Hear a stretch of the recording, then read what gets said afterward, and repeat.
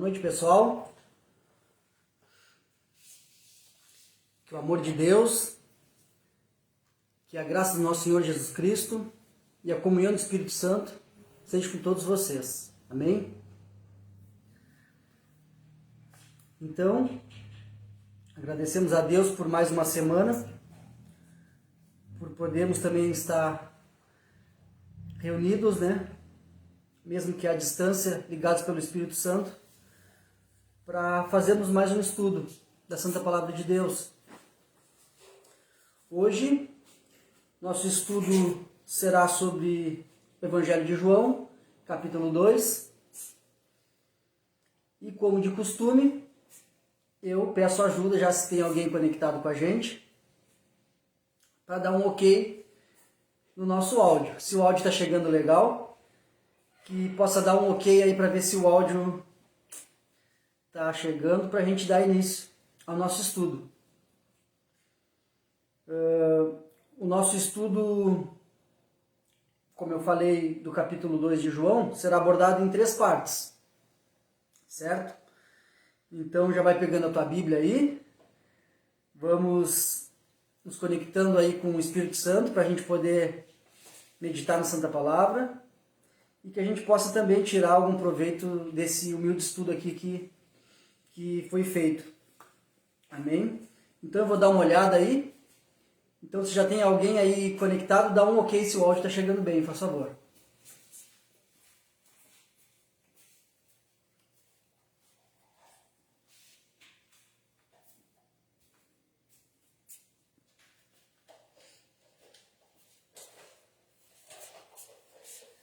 Amém.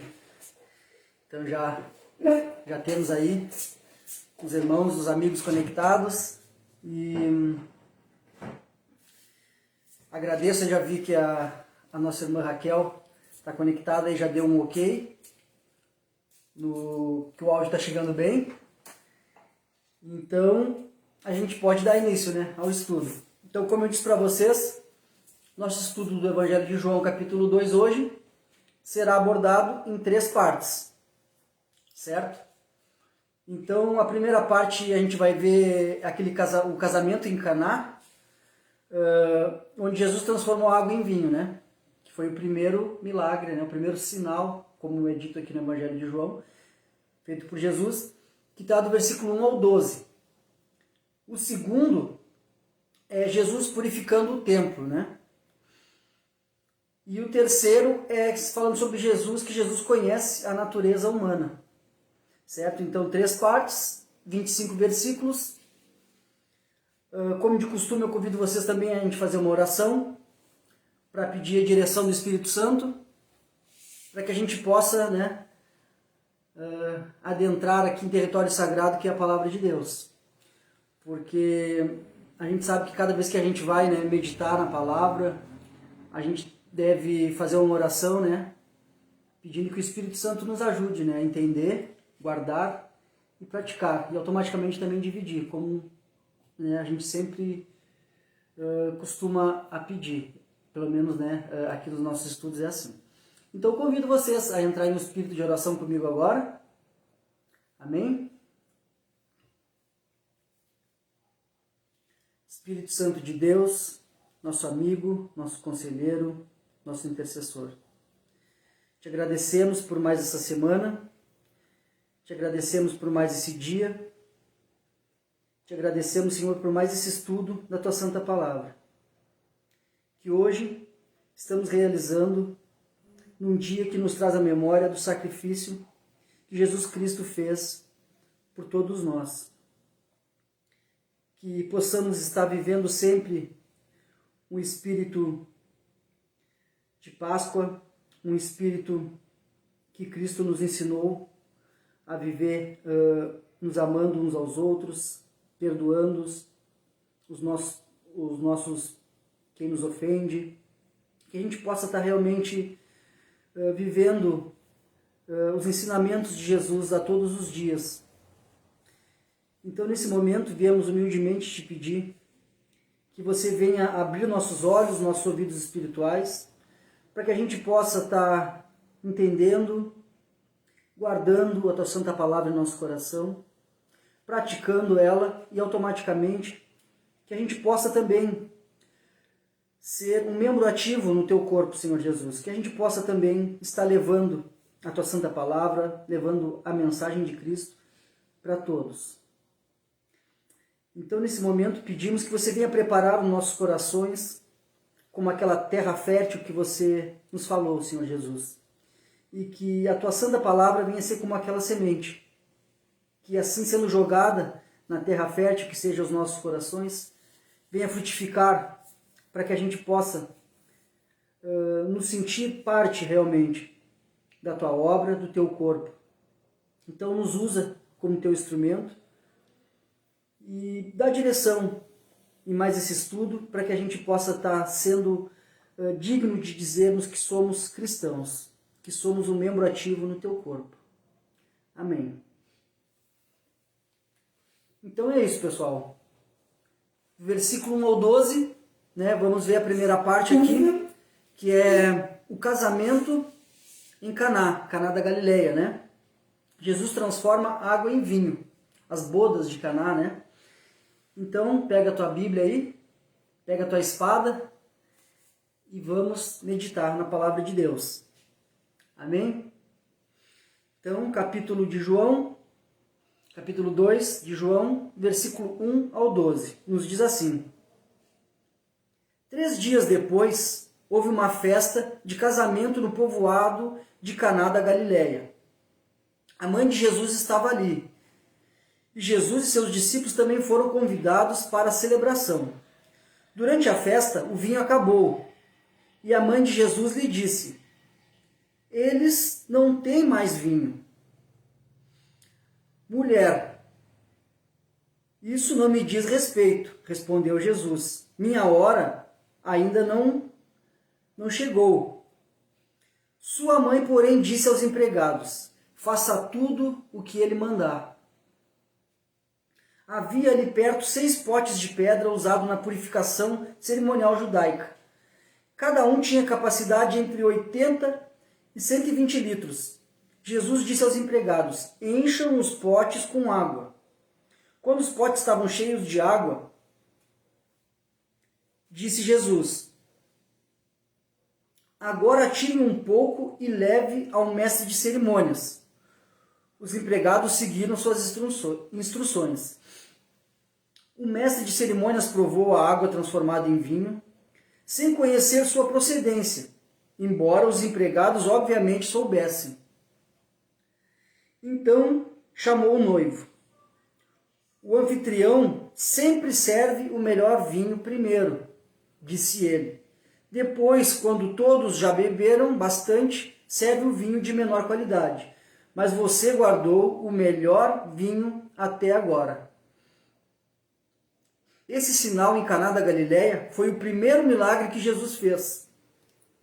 Com isso, ele manifestou sua glória e seus discípulos creram nele. Depois do casamento, foi a Cafarnaum, onde passou alguns dias com sua mãe e seus irmãos e seus discípulos. Amém. Então, aqui só para a gente entender, aqui 3 dias depois, a primeira frase, só para a gente entender, que foi 3 dias depois do que a gente meditou semana retrasada, né, que foi o capítulo 1. Então quer dizer que esse acontecimento aqui aconteceu 3 dias depois, né, do decorrer do capítulo 1 que a gente tinha meditado aqui, quando aqui estávamos no capítulo 1 que fala que Jesus, né, Jesus tinha recrutado os seus primeiros discípulos, né? Então, logo depois que ele recrutou ali os seus 3 primeiros discípulos, 3 dias depois, está começando aqui o primeiro sinal, né? Primeiro milagre no Evangelho de João aqui sendo retratado, né? Então, esse é o primeiro sinal, o primeiro milagre, né? Embora João tenha registrado apenas 7 sinais, né, no seu evangelho, a gente vê que no final do livro de João, né, Jesus fala, né, que Jesus fez muitas, né, foi infinita as suas obras, né, que não teríamos condições de registrar tudo, né, tamanha infinidade da obra de Cristo. Então, embora ele tenha registrado só 7, né, a gente tem a menção da grandiosa e infinita obra de Jesus. Então eu convido vocês a dar um pulinho lá, a gente está aqui no início, né? Dá um pulinho lá no último versículo do livro de João, que é no capítulo 21, versículo 25. Amém? Que nos diz assim, ó.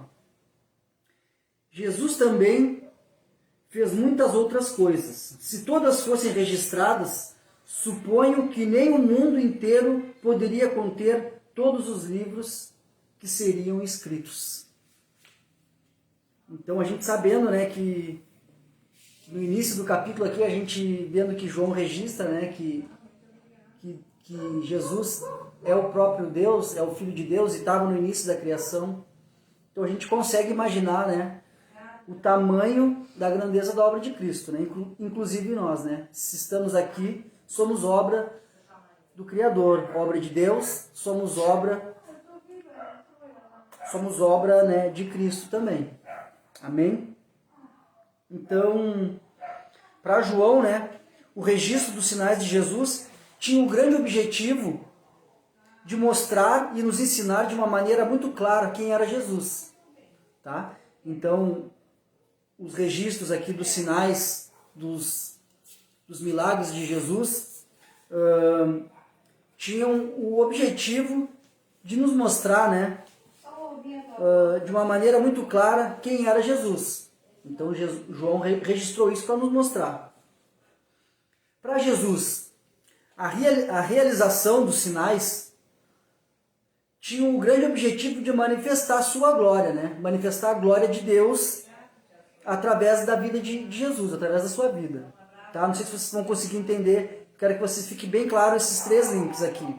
Tá? Para João, o objetivo, né, dos milagres aqui, apenas ele registrou 7, mas o objetivo de João era ensinar uma maneira muito clara quem era Jesus, através dos sinais. Para Jesus, né, as realizações dos seus milagres, dos seus sinais, era revelar, manifestar a glória de Deus.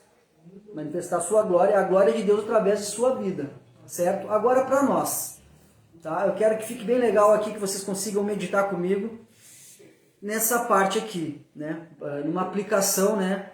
Falando assim, de um jeito para a gente aplicar hoje em dia na minha vida e na sua, sobre os sinais e os milagres, né? De Cristo.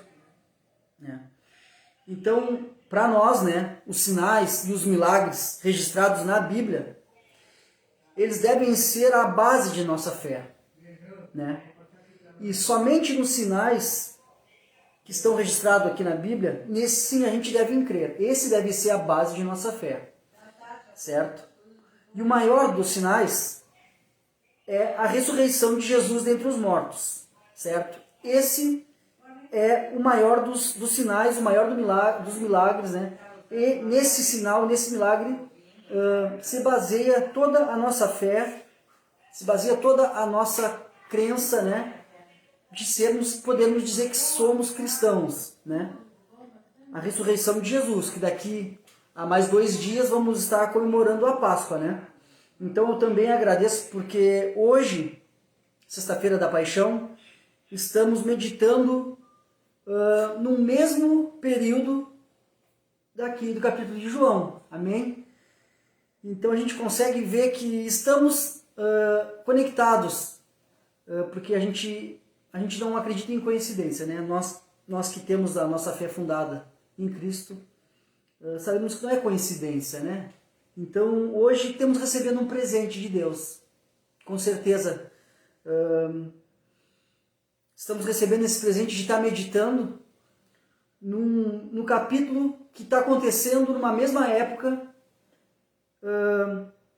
no dia de hoje e no dia que foi realizado esse acontecimento.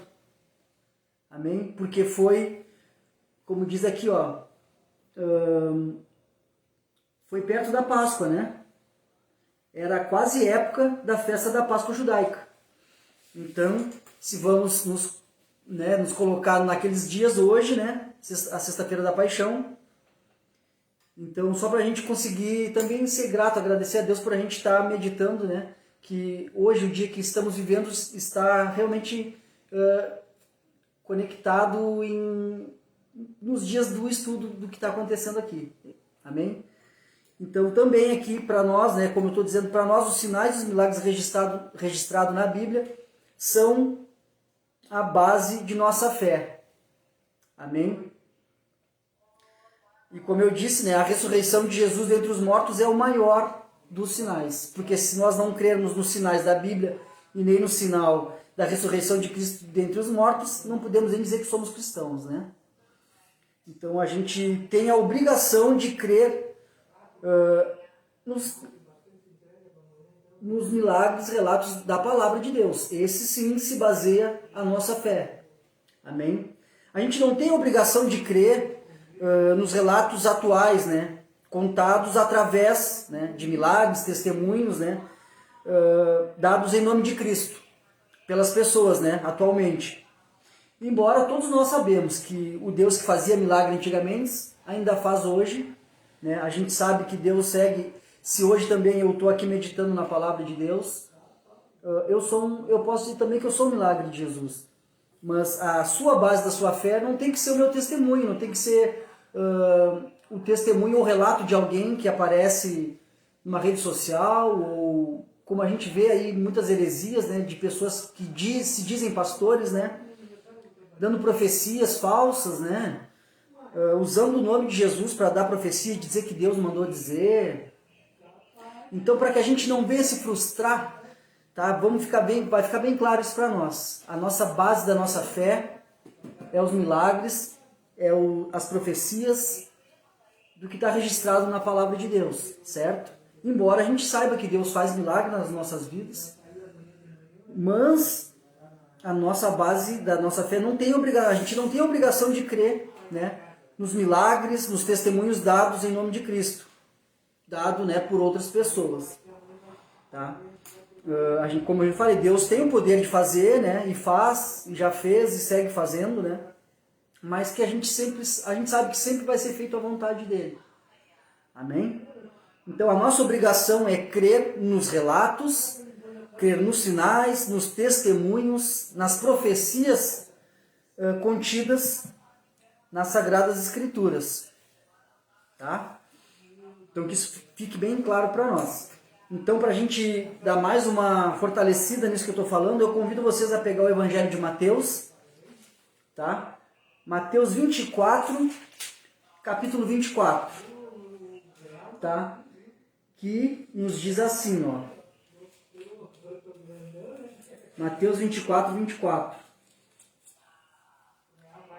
Nos diz assim, ó. Pois falsos cristos e falsos profetas surgirão e realizarão grandes sinais, maravilhas, a fim de enganar, se possível, até os escolhidos. Então a gente consegue entender que Cristo já estava nos alertando, né? Que a nossa fé tem que ser baseada no Evangelho, na palavra de Deus que está contida na Escritura. Porque a gente sabe que está chegando a hora de Cristo voltar, certo? E agora vai aparecer muitos falsos profetas, como tem aparecido, né? Só que nesse momento vai se apresentar falsos profetas, falsos cristos, fazendo sinais e prodígios e maravilhas, né? Para enganar eu e você. Tá? Se a gente não estiver meditando e firmado na palavra de Deus, a gente pode ser enganado. Então, Cristo já nos alertou, a palavra nos alerta que a nossa fé é baseada nas Escrituras. O apóstolo Paulo nos disse que pode descer até um anjo do céu trazendo um outro evangelho, né, que não seja esse, é amaldiçoado. Então, a nossa fé está aqui, ó, na palavra de Deus. Se baseia aqui, mesmo se vier aqui novos falsos profetas, né, porque profeta realmente, né, depois de Cristo não teve mais, né? A gente sabe que teve ainda o apóstolo Paulo, que foi, né, uma pessoa que teve um contato com Cristo, não andou com Cristo, mas ele foi usado por Cristo, né? Mas a nossa fé tem que ser baseada nos relatos, nas profecias, nos sinais contidos na palavra de Deus. Amém? Na tradição judaica, né, falando um pouco sobre o casamento aqui da festa que a gente estava vendo, as festas, né, geralmente essas festas duravam uma semana, né, uma semana inteira. E nesse caso, acabar o vinho, né, seria algo muito constrangedor. E aí então Maria pediu ajuda para Jesus para resolver esse problema, né? Então, na realidade, ela pediu que ele fizesse um milagre, né? Porque ela tinha o conhecimento que Jesus era filho de Deus, porque ela, né, a gente sabe que um anjo veio e falou para ela que ela ia gerar um filho, que seria um filho de Deus, que seria através desse filho que a gente hoje teríamos a salvação da nossa alma e teríamos de novo a nossa paternidade com Deus. Tá? Então, Maria sabia, né, que ele poderia fazer esse milagre. Tá? Que aí, então a gente vê que Jesus usa uma expressão, né, que ele não tinha nada ali com ela, que ele não estava a hora dele. Então, mesmo essa expressão ali usada por Jesus, né, para responder para Maria, possa parecer um pouco negativa, né? Maria confiou em Jesus, que Jesus poderia fazer. Então, ela confiou que Jesus teria a solução, né? E a gente pode ver que ela mesma responde assim, ó. Mesmo depois de Jesus falando para ele, sua mãe, porém, disse aos empregados, faça tudo o que ele mandar. Então, ela teve uma certeza, confiou que Jesus ia trazer a solução. Amém? Então, como eu disse, a mãe de Jesus confirma, dizendo uma das mais lindas, eu me arrisco a dizer isso, tá? Uma das mais lindas e importantes frases a se seguir. Que diz assim, então aqui nesse momento a gente vai seguir também o que Maria está nos dizendo aqui, nesse momento. Tá? Porque a Maria disse para os empregados ali da festa. Então, com certeza, essa frase que Maria disse tem que ficar gravada no meu coração, no teu, na minha mente, na tua mente. Tá? Porque, para mim, eu me arrisco a dizer, tá, que é uma das frases mais lindas e mais importantes a se seguir. Maria disse, fazei tudo o que ele mandar. Certo? Então, que essa seja também a nosso objetivo. Fazer tudo o que Cristo nos mandou, que está registrado aqui na palavra de Deus, na sua palavra, nos seus ensinamentos. Amém? Então, aqui uma breve aplicação sobre essa parte. Tá? Todos que creem em Jesus e deparam-se com situações difíceis de compreender, certo? Devemos, na realidade, continuar e confiar que Ele cuidará de todos nós e sempre terá um plano, né, para tratar os nossos problemas, certo? Conforme a sua vontade, conforme a vontade dele, não conforme a minha vontade ou a sua vontade, né? Porque a gente sabe que a vontade de Deus, né, é perfeita, agradável, né? Assim como o vinho feito por ele, né? Era o melhor. Então, uma vida de acordo com a vontade de Deus, né, é superior a uma vida segundo a nossa vontade. Tá? Então, que a gente consiga entender, né, que mesmo que a gente se depare com situações difíceis, difíceis da gente compreender, porque tem muitas coisas que a gente não compreende, né? Mas que a gente possa estar sempre, continuar confiando em Cristo, né?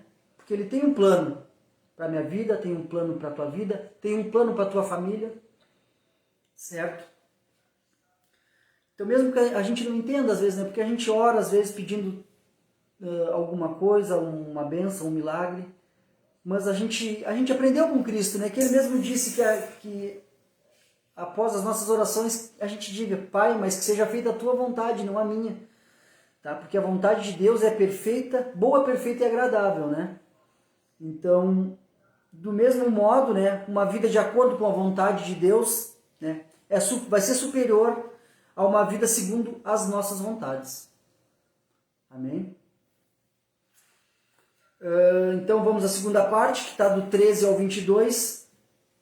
Essa parte também é maravilhosa, né? Toda palavra é, mas hoje a gente está adentrando numa parte muito linda aqui no Evangelho de João. Tá? Do 13 ao 22, então, Jesus purifica o templo. Que nos diz assim: era quase época da festa da Páscoa judaica, de modo que Jesus subiu a Jerusalém. No pátio do templo, viu comerciantes que vendiam bois, ovelhas, pombas para os sacrifícios. Também viu negociantes em mesas, trocando dinheiro estrangeiro. Jesus fez um chicote de cordas e expulsou a todos do templo. Pôs para fora as ovelhas, os bois, espalhou as moedas dos negociantes no chão, virou as mesas. Depois foi até aqueles que vendiam pombas e lhe disse: tirem essas coisas daqui, parem de fazer da casa do meu pai um mercado. Então os discípulos lembraram desta profecia das Escrituras: o zelo pela casa de Deus me consumirá. O que você está fazendo? Questionaram os líderes judeus. Que sinal você nos mostra para comprovar que tem autoridade por isso? Pois bem, respondeu Jesus, destruam esse templo em 3 dias e eu o levantarei. Eles disseram: foi necessário 46 anos para construir esse templo, e você reconstruirá em 3 dias? Mas quando Jesus disse isso, esse templo, ele estava se referindo ao próprio corpo. Depois que ele ressuscitou dos mortos, seus discípulos se lembraram do que ele tinha dito e creram nas Escrituras e em suas palavras. Amém? Então, como eu disse aqui, Jesus purifica o templo, certo? Então, o ministério de Jesus, em Jerusalém começa com a purificação do templo. Então, é o primeiro grande confronto com os líderes religiosos judeus. Que a gente sabe, né, que Jesus ele perdoou, ele amou a todos, mas ele repreendeu muito os líderes religiosos, porque mesmo a gente lembra em Evangelho de Mateus, ele dizendo que eles eram os responsáveis de levar a palavra para o povo, mas eles não levavam a palavra para o povo, não levavam a salvação. Eles se beneficiavam, né,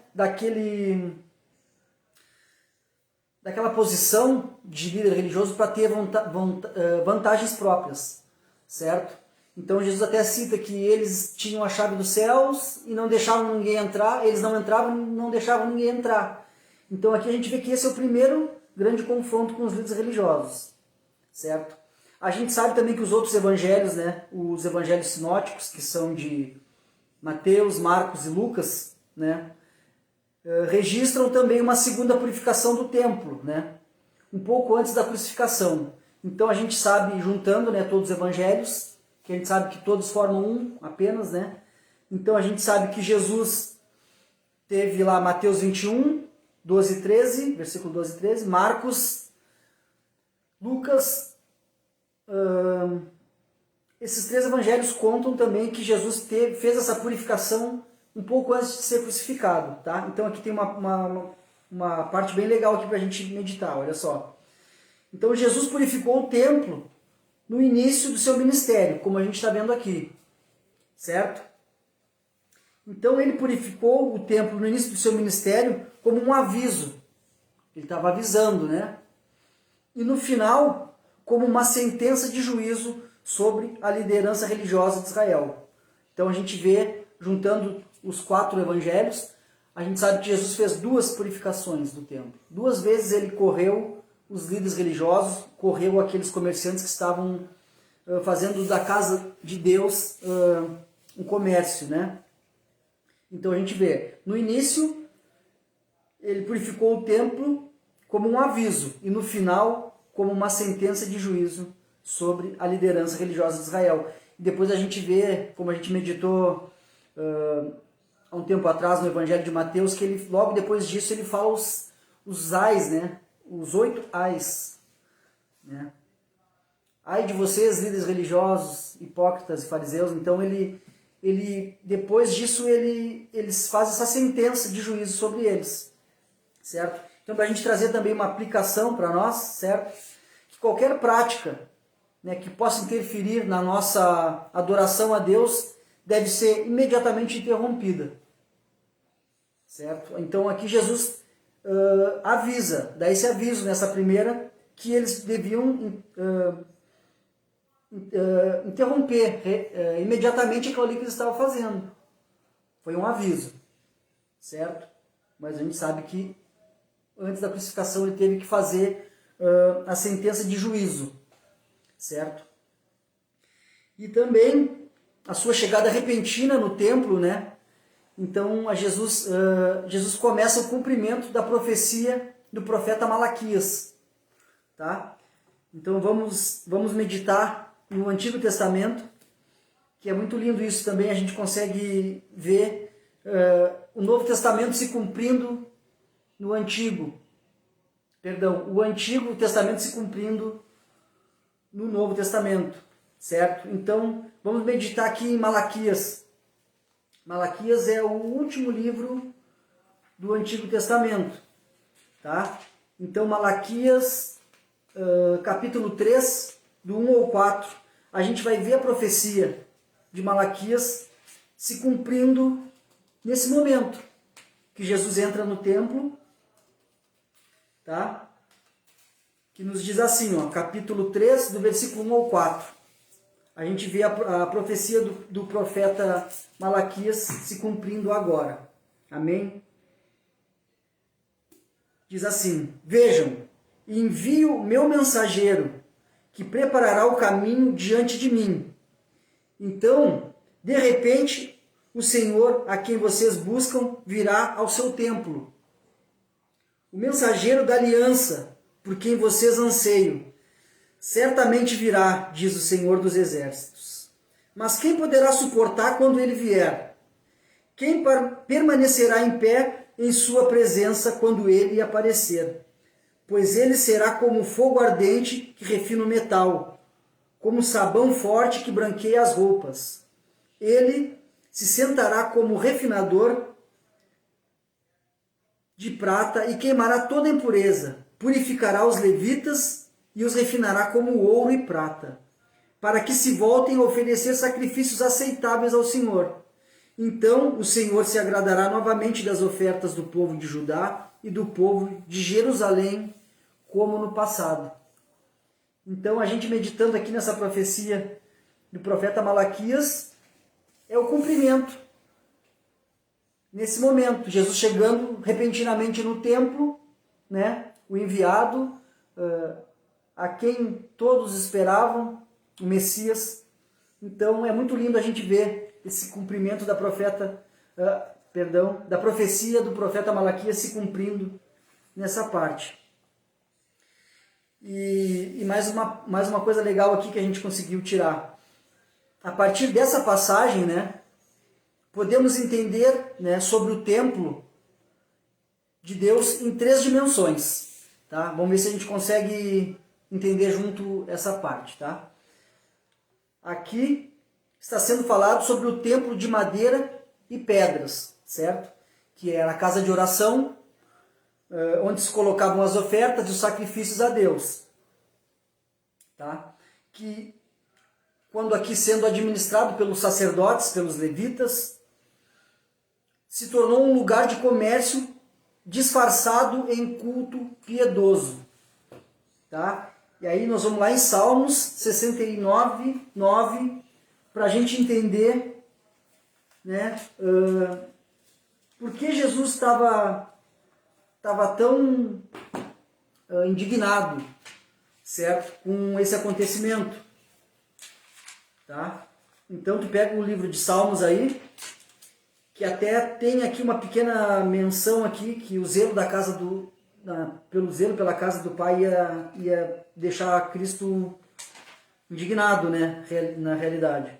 Tá? Então, para a gente entender, conseguir entender o templo de Deus em 3 dimensões. Primeiramente, o templo, né?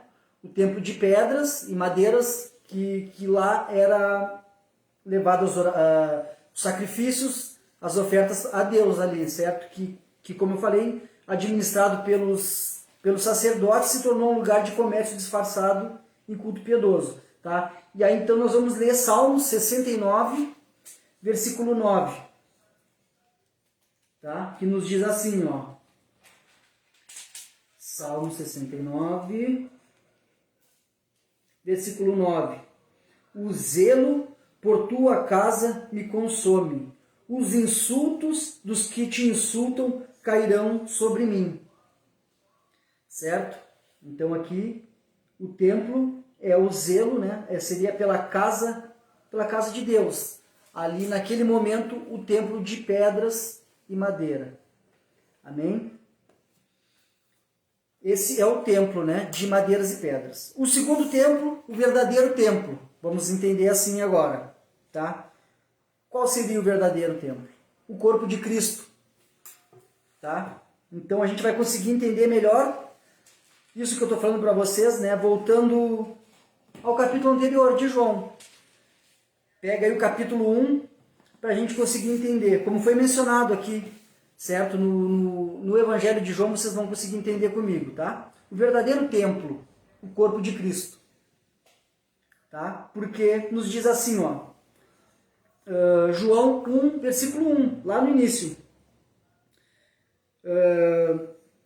No princípio, aquele que é a palavra já existia. Jesus já existia lá no início, né, da criação. A palavra estava com Deus. Aqui está a palavra-chave para a gente entender, ó. E a palavra era Deus.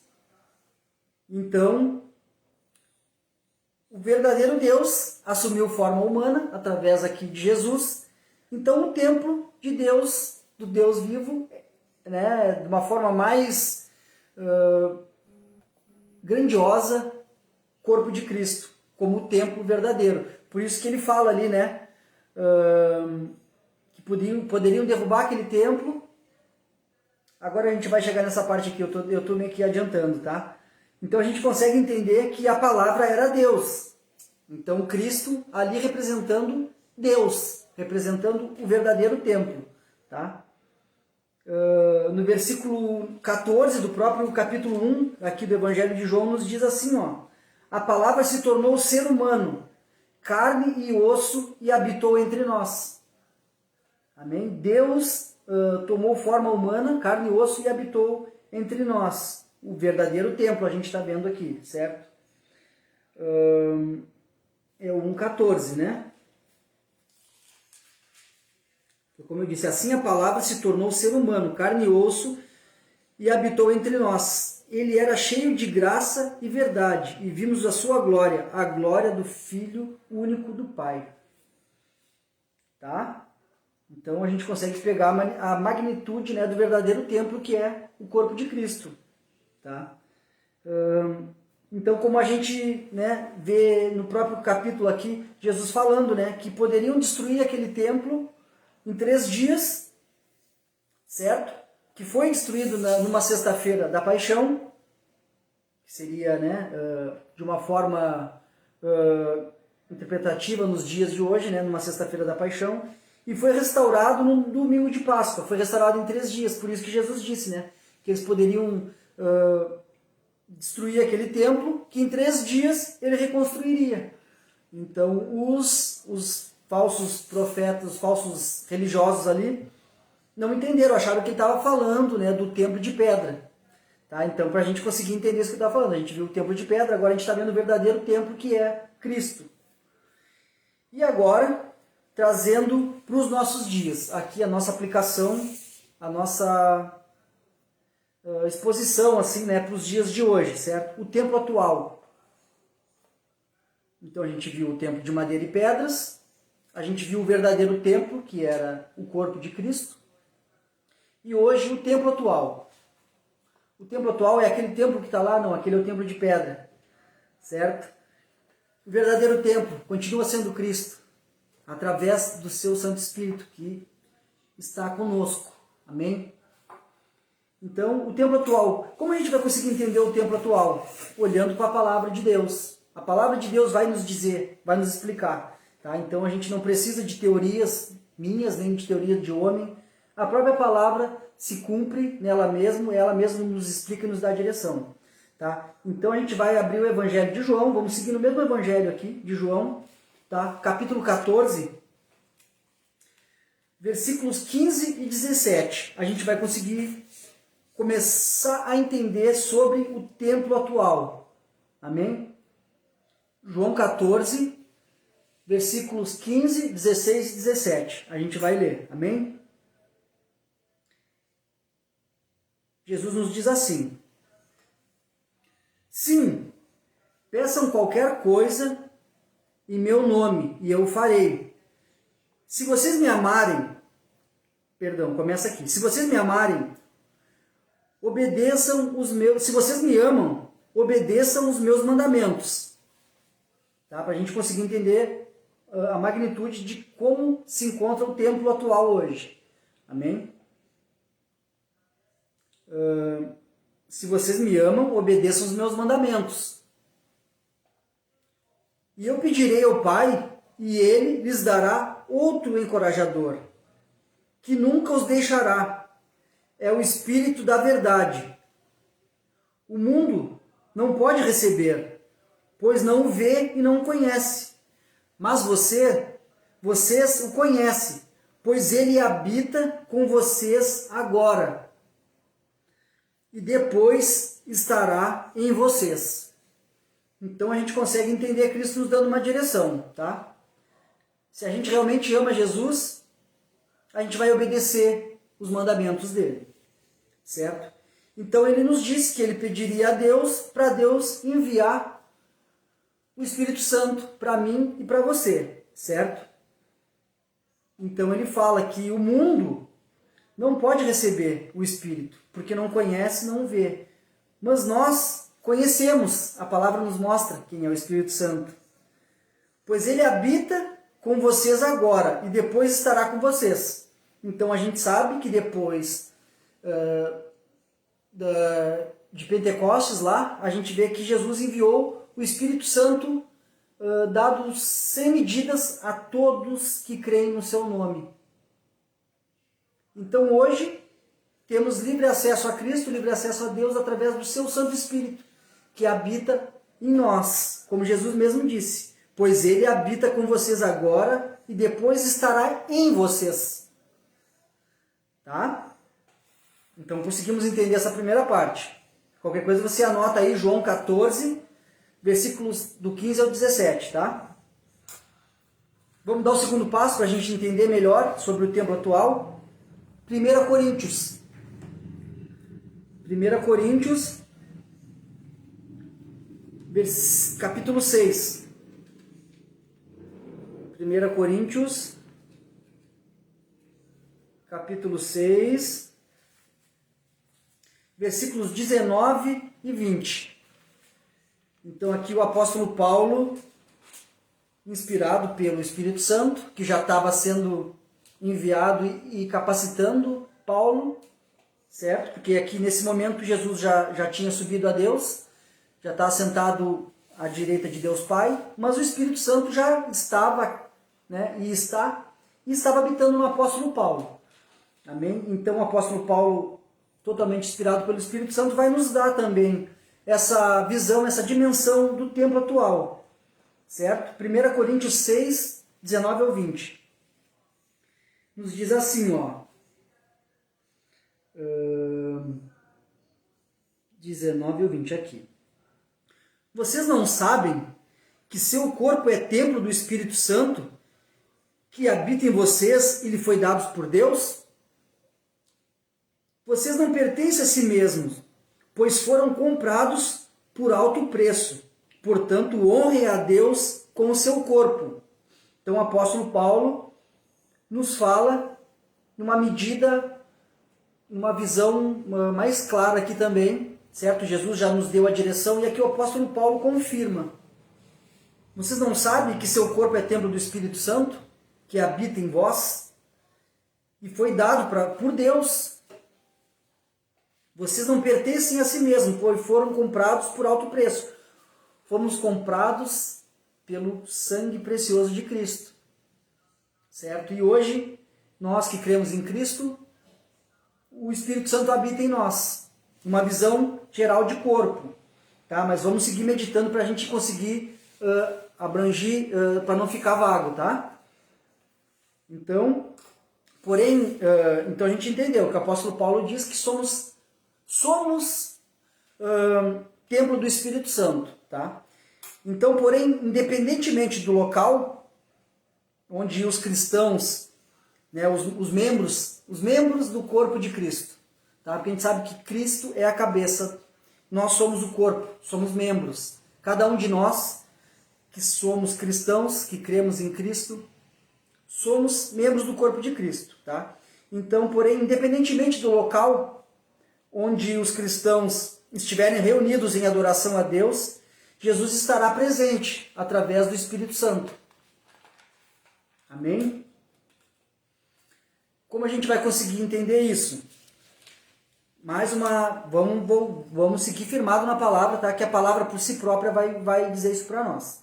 Tá? 1 Tessalonicenses, capítulo 5, versículo 11, nos diz assim, ó: por isso, exortem-se e edifiquem-se uns aos outros, como de fato vocês estão fazendo. Então, para que a gente possa estarmos exortando-nos e edificando-nos uns aos outros, né? Como nesse momento a gente está fazendo, certo? A gente está meditando junto, né, na palavra de Deus. Aqui não tem nada do Fábio, aqui é só a palavra. Eu só estou me colocando à disposição de reproduzir um pouco desse estudo, claro que de uma forma muito humilde, mas é a ação da palavra de Deus aqui. Então, aqui nesse momento, estamos ligados pelo Espírito Santo, estamos nos exortando e nos edificando uns aos outros. E tenho certeza que também vocês que guardam a palavra de Deus, vocês também estão se edificando seus familiares, seus amigos, né? Exortando-nos uns aos outros.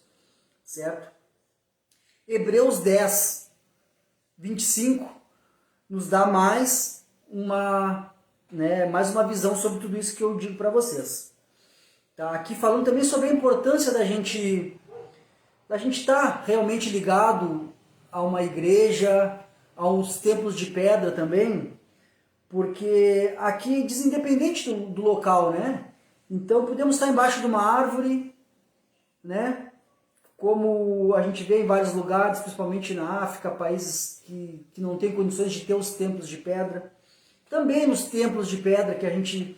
Então a importância também da gente de estar numa igreja, certo? De fazer parte de um corpo, porque um membro fora do corpo, ele perece e morre.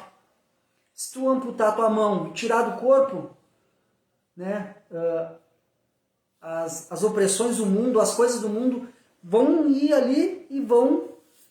Então eu sendo um membro fora do corpo, eu não tenho ligação com o corpo e certamente a minha vida espiritual vai ser morta. Até tem uma frase que diz, né,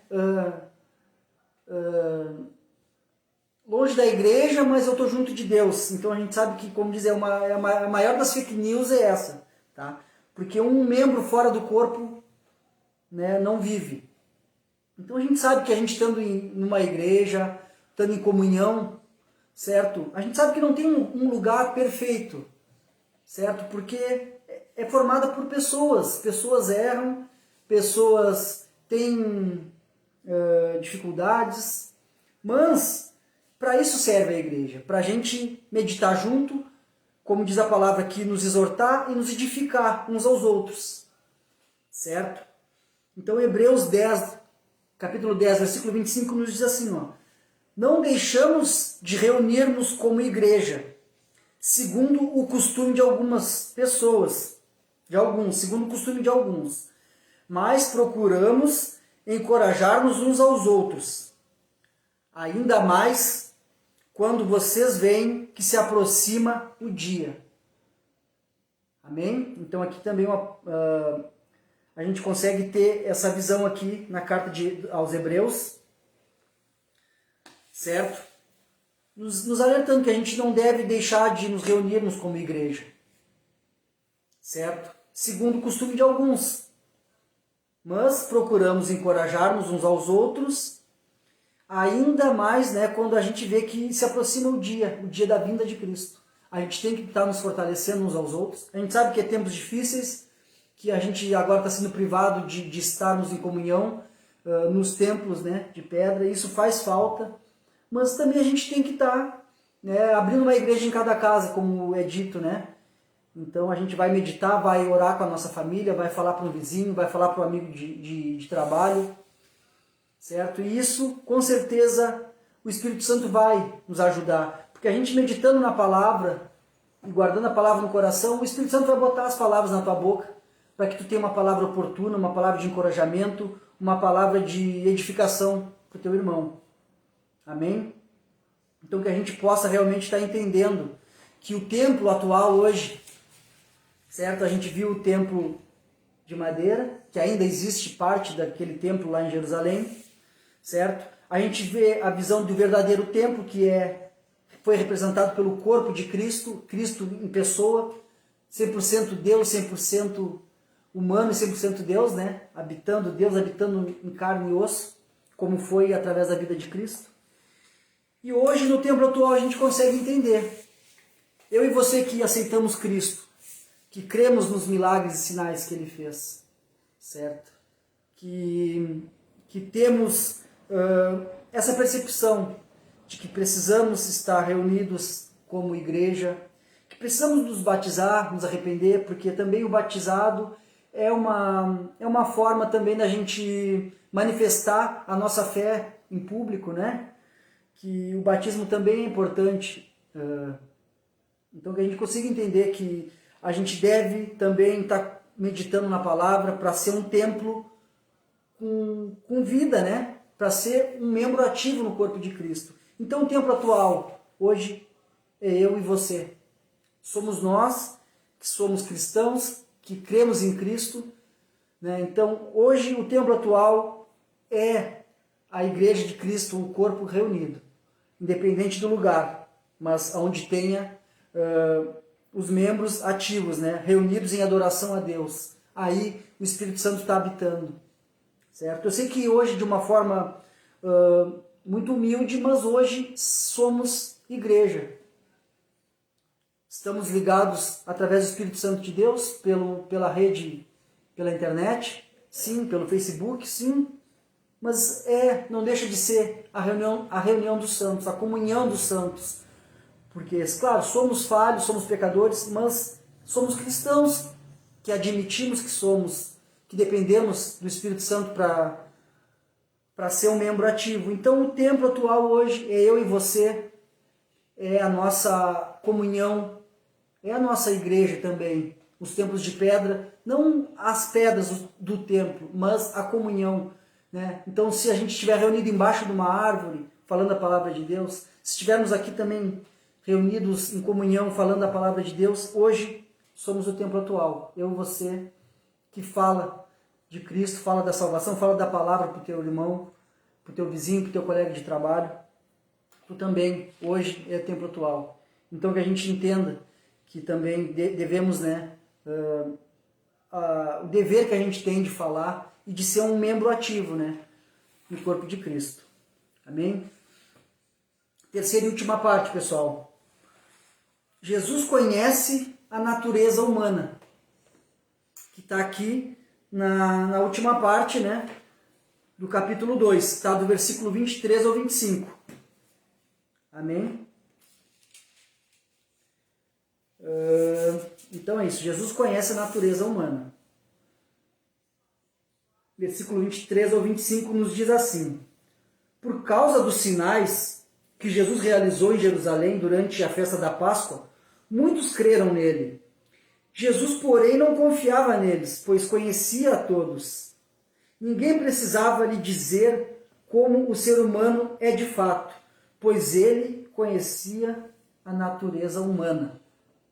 Amém? Então, como a gente consegue entender isso? Seguimos no Evangelho de João, capítulo 1. Voltamos aqui no versículo 3, tá? No versículo 3 do capítulo 1. A gente não precisa ir longe, tá? A própria palavra aqui nos dá essa direção. Evangelho de João, só dá uma voltadinha aqui, capítulo 1, versículo 3 nos diz assim, ó. Por meio dele, Deus criou todas as coisas, e sem ele nada foi criado. Certo? Todas as coisas foram feitas por meio de Jesus. E sem Cristo nada seria feito. Então, aqui a gente vê mais uma vez por como Jesus conhece a natureza humana. Porque somos criatura dele. Fomos criados por ele. Fomos criados por Deus, na manifestação de Deus Pai, Deus Filho e Deus Espírito Santo. Então, a gente vê que, dito a manifestação da Trindade, né? Deus Pai, Filho e Espírito Santo, as três manifestações de Deus já estavam presentes no início da criação. Amém? Então, como o nosso próprio Criador, Jesus conhece a sua criação. Né? Então, ele como o Criador, nosso Criador, ele estava bem consciente, né, da verdade registrada em Jeremias. O profeta Jeremias, né, já nos dizia, né, falando sobre a natureza humana. Aqui especificamente falando do coração, né? A gente sabe que a palavra coração não está destinada, né, ao músculo, né, que bombeia o nosso sangue, que nos dá vida. Mas o coração falado de uma forma onde está guardados, né, os sentimentos, de uma forma mais ampla. Tá? Então Jeremias, capítulo 17, versículo 9, certo? Nos diz assim, ó, enganoso é o coração, mais do que todas as coisas, e perverso. Quem o pode conhecer? Só Jesus poderia conhecer o coração do homem. Só Deus pode conhecer o coração do homem. Só o Espírito Santo pode conhecer o coração do homem. Por quê? Porque foi Deus que nos criou. Nesse momento, o próprio Cristo, como está citado aqui, Jesus conhece a natureza humana porque somos criatura dele. Né? Jesus conhece a sua criação. Certo? Então, aqui falando sobre o coração, enganoso é o coração, né? Mais do que todas as coisas, enganoso e perverso. Quem o pode conhecer? Só Cristo, só Deus. Só o Espírito Santo que habita em nós, que está presente aqui. Certo? Então, Jesus nesse momento ele consegue discernir que a fé de alguns dos seus seguidores era superficial.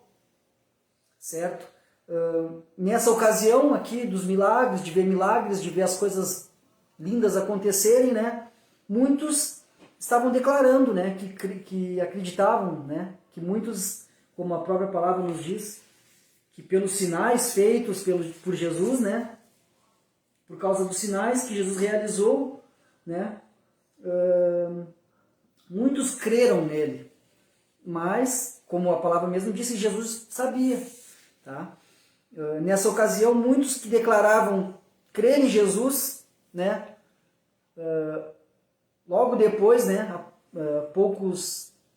podemos dizer que poucos anos depois, ali 3 anos, quase que 3 anos depois, os mesmos que gritaram ali um dia antes, né, Hosana nas alturas, quando Jesus estava adentrando em Jerusalém, montado no jumento, a multidão gritava, Hosana ao Filho de Deus, Hosana nas alturas, né, aclamando Jesus como o rei. Os mesmos que estavam, né, declarando e crendo em Jesus, logo depois gritariam, crucificam, quando lá foi perguntado se o povo preferiria Barrabás ou Jesus. O povo preferiu Barrabás. E aí, o que eu devo fazer com Jesus? Perguntaram lá as autoridades. E o povo gritava. O mesmo povo que gritou que Jesus era o rei, o Filho de Deus, gritavam, crucificam. Então Jesus já sabia que aqueles mesmos que estavam crendo com a boca, não estavam crendo com o coração. Então, Jesus conhece a natureza. Jesus conhece meu coração, conhece teu coração. Jesus conhece nossos pensamentos antes mesmo da gente pensar. Amém? Porque Ele é onisciente, Ele nos conhece. Então, aqui numa simples aplicação também para a gente certo? Para a gente conseguir aplicar essa última parte aqui, amém? Nos diz assim que é fácil a gente crer, né? Quando as situações na nossa volta, né? As situações que nos cercam, as situações da nossa vida, quando elas se mostram favoráveis, né? E todo mundo crê, quando a gente está rodeado de coisas boas, de sinais, de milagres que a gente pode ver, então aí é fácil crer, né? Mas quando as situações se mostram difíceis, quando tudo parece ser desfavorável, né? Então é nesse momento que o verdadeiro cristão se difere daqueles falsos cristãos, né? Que é quando a gente deve manter a nossa fé firme, quando a gente deve realmente seguir a Cristo, independente das adversidades, certo? Porque a gente tem momentos bons, tem momentos também, como ser humano, a gente tem momentos ruins. A gente tem ganhos, a gente tem percas, tá? Mas nesse momento que a gente não nega a Deus, que a gente segue firme com Cristo, nesse momento a gente se difere dos falsos cristãos. Então, independente das situações, das adversidades, vamos se manter, vamos seguir a Cristo, vamos seguir com Cristo, porque vai valer a pena quando Cristo nos chamar, ou quando Ele voltar, né, a gente poder estar sentado com Ele, ceando, receber, dar um abraço nele. Então vai valer a pena. Amém? Então, para finalizar aqui essa parte, eu convido vocês a ler o mesmo Evangelho de João, capítulo 8, versículo 12. Amém? Nos incentivando a seguir com Cristo, independente das adversidades, independente dos ganhos, independente das percas, porque a gente sabe que mesmo a gente perdendo, né, se estivermos com Cristo, é infinito, certo? Porque Cristo nos fez espíritos eternos. Então, a diferença é estarmos com Cristo. Amém? Então, aqui Cristo nos motiva a seguir com Ele. No capítulo 8, do versículo 12, do mesmo evangelho que a gente está lendo, João 8,12 nos diz assim, ó, Jesus voltou a falar ao povo e disse, eu sou a luz do mundo. Se vocês me seguirem, não andarão no escuro, pois terão a luz da vida. Amém? Então que a gente possa, pessoal, ser um membro ativo no corpo de Cristo, podemos falar de Jesus, falarmos dos ensinamentos de Cristo, né? Para que as pessoas também futuramente possam andar na luz, não só nessa vida aqui, mas na nossa eternidade, andarmos com Cristo. Amém? Então a gente sabe que a gente tem esse dever de falar da palavra de Deus, falar do amor de Deus, falar que a gente é salvo através do sacrifício de Cristo, que vai ser comemorado domingo, certo? A gente tem que entender também como cristão, né? A gente não comemora o ovo da Páscoa, o coelho, a gente comemora o sacrifício perfeito de Jesus e a sua ressurreição, certo? E que a gente possa entender e falar para as outras pessoas também, pois somos membros do corpo de Cristo. E um membro que não é ativo, se ele estiver fora do corpo, ele não vai ter vida. Então que a gente possa também hoje sermos membros ativos do corpo de Cristo, falar de Jesus para todos e guardar os ensinamentos do nosso coração para que a gente possa, né, estarmos na luz que é Cristo. Amém? Aqui nesse mundo e no porvir, que a gente sabe que é lá, a nossa recompensa é lá, não é aqui. Aqui a passagem é curta, pessoal. A gente consegue entender que aqui a nossa passagem é tão curta, mas aqui a gente vai diferir, né? Se a gente está realmente aplicando os ensinamentos de Cristo, né? Amarmos uns aos outros como eu vos amei, amar a Deus acima de todas as coisas, perdoar, né? Para ser perdoado, orar por aqueles que nos perseguem. Então, é isso que a gente deve fazer. Amém? Meu desejo, meu pedido é que hoje esse simples estudo seja uma pequena semente e que teu coração seja aquela terra fértil. Amém? E que essa semente possa dar frutos e que você também possa ser um membro ativo no corpo de Cristo, que através da tua vida, das tuas palavras, outras pessoas também possam se achegar a Jesus. Amém? E ter uma eternidade com Cristo na luz. Convido vocês a fazer uma oração para a gente encerrar nosso estudo. E se Deus nos permitir, semana que vem, voltamos ao livro de Gênesis. Tá? O livro de Gênesis, capítulo... Deixa eu ver direitinho aqui, tá? Para mim não me precipitar. Então, Gênesis capítulo 37. Se Deus permitir, sexta-feira que vem, nosso estudo, a nossa meditação em Gênesis capítulo 37. Amém? Oramos para agradecer. Senhor Deus Pai, de nosso Senhor Jesus Cristo, através do Teu Santo Espírito que é presente aqui conosco, através do Teu Santo Espírito que faz morada em nosso corpo, te agradecemos, Senhor, por esse momento de meditação, por esse momento de sermos a igreja, nesse momento da simples explanação da Tua maravilhosa palavra, estamos conectados ao Teu Santo Espírito, estamos fazendo parte do corpo de Cristo. Então, Senhor, que esse humilde estudo possa estar sendo guardado no meu coração, que esse humilde estudo, Senhor, eu possa praticar ele no dia a dia, e que também da minha boca saia as palavras do livro sagrado, para que eu possa também estar levando as outras pessoas ao único caminho que pode chegar a Ti, Senhor Deus, e o caminho é Jesus. Certo? E a gente sabe que somente através do Teu Espírito Santo a gente vai conseguir entender a palavra e também praticar. Então, que você possa estar nos ajudando a entender, a praticar e a dividir a Tua Santa Palavra. Obrigado, Senhor, por tudo, que você possa estar sempre nos direcionando pelo Teu caminho, que a gente possa, Senhor, estar sendo um membro ativo. Amém? Senhor, também te peço que você seja cada vez mais presente através do Teu Santo Espírito em nossas vidas, na vida de cada irmão que tem participado dos nossos estudos, que está participando agora, que vai ver depois a gravação. E também, Senhor, aqueles que vão escutar da boca dos Teus filhos a Tua palavra e vão seguir a Cristo. Nos faça, Senhor, Teu instrumento. Isso a gente te pede e te agradece em nome do Teu Filho amado, Jesus. Amém. Então é isso, pessoal. Se Deus nos permitir, semana que vem voltamos ao livro de Gênesis. Seguimos conectados através do Santo Espírito de Deus. Então hoje a gente entendeu que eu e você também somos o templo do Espírito Santo, somos templo de Deus. Então, nos colocamos à disposição de Deus para falar da Santa Palavra, né? E sermos também enviados como ovelhas ao meio de lobo. Não vamos achar que é fácil, porque não é fácil.